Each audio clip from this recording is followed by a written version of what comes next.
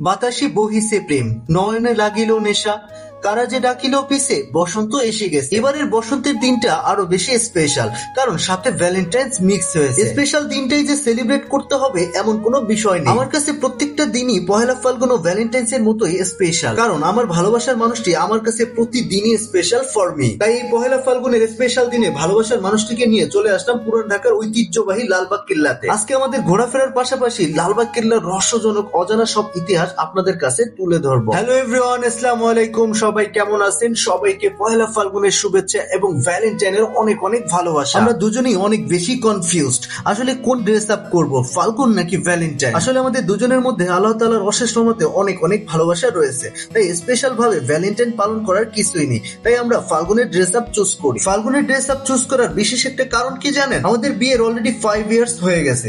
এই 5 ইয়ার্স ধরে প্রতি বছর আমার বউটা আমাকে রিকোয়েস্ট করে যাচ্ছে ফাল্গুনের ঘুরতে নিয়ে যেতে, কিন্তু বিভিন্ন ব্যস্ততায় ওর এই ড্রিমটা পূরণ করতে পারেনি। প্রতি বছর ফাল্গুন এলে ওর মন অনেক বেশি খারাপ থাকে, কারণ ওকে কথা দিয়েও কথা রাখতে পারেনি। কোনো না কোনো ব্যস্ততা এসে ওর স্বপ্নটাকে পূরণ করতে দেয়নি। তাই এবছর শত ব্যস্ততাকে উপেক্ষা করে ওর এই 5 বছরের পুষে রাখার স্বপ্নটাকে পূরণ করলাম। ওর এই ছোট ছোট চাওয়া পাওয়া গুলো আমার কাছে অনেক বেশি দামি। তো ফাইনালি আজকে ওর ড্রিমটা পূরণ করতে পেরে মনের ভিতরে একটা অজানা শান্তির স্রোত প্রবাহিত হচ্ছে। অনেকদিন ধরে লালবাগ কেল্লাতে ঘুরতে যাওয়া হয় না, ভালোই হলো। স্পেশাল একটা দিনে লালবাগ ঘুরতে যাওয়ার মজাই আলাদা, কারণ ওইখানে প্রচন্ড পরিমাণ দর্শনার্থী হয় ছুটির দিনে। আমরা অলরেডি বাস স্টপ চলে আসছি। আমাদের এখান থেকে আজিমপুর লালবাগ যেতে হলে নীলাচল মৌমিতা ঠিকানায় 3টি বাসে যে কোনো একটিতে উঠতে হবে, কারণ এই 3টি বাসে আজিমপুর লালবাগ কেল্লাতে যায়। যাই হোক, আমরা আজিমপুর ঢাকেশ্বরী মন্দিরের সামনে নেমে একটা রিক্সা করে সোজা চলে যাব ঐতিহাসিক লালবাগ কেল্লার মেইন গেটের সামনে। আল্লাহ, ছেলেটা মন ভরে ঘুমাচ্ছে। ও এরকমই কোথাও ঘুরতে এলেই ওর ঘুম প্রচন্ড পরিমাণ বেড়ে যায়। বাহ, ভালোই হলো। কেল্লার গেটের সামনে ফুলের দোকান। বইয়ের জন্য 2 ধরনের ফুল নিব, কারণ আজকে ফাল্গুনের সাথে কিন্তু ভ্যালেন্টাইনও আছে। তাই ফাল্গুন সেলিব্রেট করার জন্য ফাল্গুনের ফুল, আর ভ্যালেন্টাইন সেলিব্রেট করার জন্য ভ্যালেন্টাইন গোলাপ নিব, নতুন করে বউকে প্রপোজ করার জন্য। আপনাদের একটা ইনফরমেশন দিয়ে রাখি, লালবাগ কেল্লার ঐতিহাসিক সব নিদর্শন দেখতে হলে আপনাকে অবশ্যই ভিতর প্রবেশ করার জন্য টিকিট নিতে হবে। টিকিটের মূল্য পার পার্সন 30 টাকা করে, আর বিদেশি পর্যটকদের জন্য পার পার্সন টিকিটের মূল্য 200 টাকা করে। ঢাকা শহরের 400 বছরের ইতিহাসের সাক্ষী হয়ে সমহিমায় দাঁড়িয়ে আছে মুঘল আমলের ঐতিহাসিক নিদর্শন লালবাগ কেল্লা। অসমাপ্ত এই মুঘল দুর্গটি পুরান ঢাকার লালবাগে অবস্থিত। চতুর্পাশে সবুজ ঘাস ও ফুলে ফুলে সাজানো লালবাগ কেল্লা যে কাউকে মোহিত করবে। এটি মুঘল আমলের বাংলাদেশের একমাত্র ঐতিহাসিক নিদর্শন। লালবাগ কেল্লার প্রবেশ পথেই দেখা মিলবে সাজানো সুন্দর ফুলের বাগান। প্রবেশ পথ ধরে সোজা এগিয়ে গেলে দেখা মিলবে ঐতিহাসিক পরিবেশের সমাধি সৌধ। সো গাইস, আমি এখন আমার বউটাকে গাঁদা ফুল দিয়ে ফাল্গুনের শুভেচ্ছা নিবেদন করব। ফাল্গুনের অনেক অনেক শুভেচ্ছা আমার প্রিয়তমা। তোমার জীবনটা সুন্দর সাজানো গোছানো ফুলের বাগানের হাজারো ফুলের মতোই রঙিন হয়ে উঠুক।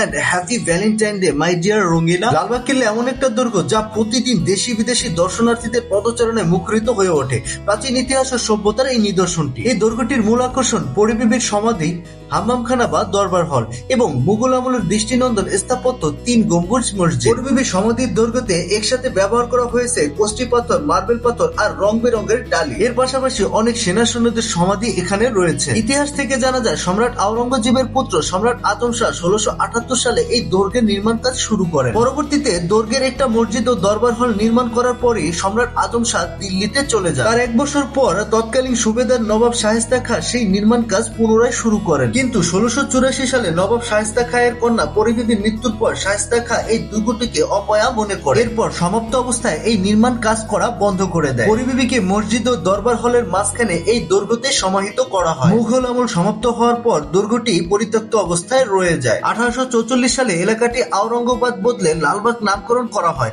আর দুর্গটি তখন থেকে পরিচিত পায় লালবাগ দুর্গ নামে। এই লালবাগ কেল্লার স্থাপনাগুলোর মধ্যে 3 গম্বুজ মসজিদ অন্যতম। ঢাকায় এত পুরনো মসজিদ খুব কমই আছে। হায় আল্লাহ, ছেলের কাণ্ড দেখেন। এখন ওরে নিয়ে নাকি এই দিক দিয়ে ঢুকতে হবে। বাবা হয়েছি, কত যে কি করতে হবে আল্লাহই জানে। ছেলের এই দুষ্টমিষ্ট আবদার গুলো মাঝে মাঝে নিজেকেও অনেক বেশি আনন্দ দেয়। সত্যি কথা বলতে কি, আমি আমার বেস্ট ট্রাই করি ছেলেটাকে সবসময় হ্যাপি রাখার জন্য, কারণ ওই তো আমার সব। আমার লাইফে দুইটা উইক জোন আছে, একটা হলো আমার ছেলে আর অন্যটা আমার ওয়াইফ। ওদের দুজনকে আমি অনেক বেশি ভালোবাসি, আমার লাইফে ওদের দুজনকে অনেক বেশি প্রয়োজন। তোমরা দুজন আমাকে ভালোবেসে সারা জীবন পাশে থেকে সাপোর্ট দিয়ে যেও। লালবাগ কেল্লার আরেকটি দর্শনীয় স্থান হলো দরবার হল বা হাম্মামখানা, যা পূর্বে নবাব শায়েস্তা খাঁয়ের বাসস্থান ছিল, যেটা বর্তমানে লালবাগ কেল্লার জাদুঘর হিসেবে ব্যবহৃত হচ্ছে। বর্তমানে লালবাগ কেল্লার জাদুঘরের সংস্কারের কাজ চলমান রয়েছে, তাই জাদুঘরের ঐতিহাসিক সব নিদর্শনগুলো অন্য ভবনে স্থানান্তর করা হয়েছে। তবে খুব শীঘ্রই দর্শনার্থীদের জন্য উন্মুক্ত করে দেওয়া হবে জাদুঘরটি। আপাতত জাদুঘরে তেমন কিছু নেই, শুধু ঐতিহাসিক কিছু নিদর্শন রয়েছে যা শায়েস্তা খাঁয়ের আমলে ব্যবহার করা হয়েছিল। এই হাম্মামখানা বা দরবার হলটিও কষ্টি পাথর ও মার্বেল টাইলস দ্বারা নির্মিত। শায়েস্তা খাঁয়ের আমলে এই দরবার হলে অনেক বিচার কাজ সম্পন্ন করা হয়েছিল, তাই এটা হাম্মামখানা বা দরবার হল নামে পরিচিত। যাই হোক, আমরা লালবাগ কেল্লার হাম্মামখানা বা জাদুঘরের কিছু নিদর্শন পরিদর্শন করে চলে আসলাম ঐতিহাসিক সুড়ঙ্গের উপরে, যেখান থেকে পুরো লালবাগ কেল্লার দৈর্ঘ্য অসম্ভব সুন্দর দেখায়। সো গাইস, আপনাদের আমি লালবাগ কেল্লার পুরো ভিউটা দেখানোর ট্রাই করছি উপর থেকে। জাস্ট ওয়াও, মনে হচ্ছে 400 বছর আগে লালবাগ কেল্লার হাজারো স্মৃতি আমার চোখের সামনে ভাসছে। শত্রুদের প্রতিহত করার জন্য দুর্গের ভিতরে মুঘল আমলে একটি সুড়ঙ্গ পথ তৈরি করা হয়েছে। অনেকেই বলে থাকে এই সুড়ঙ্গ পথ দিল্লির সাথে সংযুক্ত ছিল এবং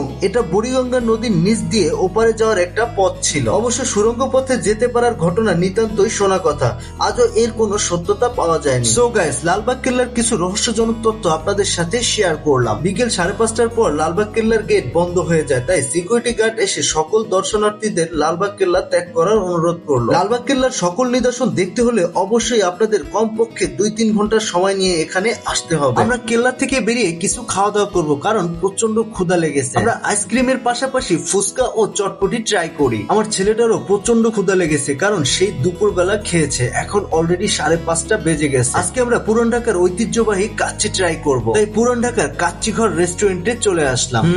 পুরান ঢাকার কাচ্চি বলে কথা, কাচ্চিটা কিন্তু সেই ছিল, খুবই মজাদার। যাই হোক, কাচ্চির টাকা পরিশোধ করে আমরা চলে আসলাম বাস কাউন্টারে। অনেক তো পহেলা ফাল্গুন ও ভ্যালেন্টাইন পালন করা হলো, এখন আমরা বাসার দিকে ব্যাক করব, কারণ শরীরটা বড্ড বেশি টায়ার্ড। সো গাইস, ভিডিওটি কেমন লাগলো অবশ্যই কমেন্টে জানাবেন। এরকম ইন্টারেস্টিং আর অনেক ভিডিও পেতে অবশ্যই পেজটিকে লাইক বা ফলো দিয়ে পাশে থাকবেন। দেখা হবে নেক্সট কোনো ভিডিওতে। See you again, bye by.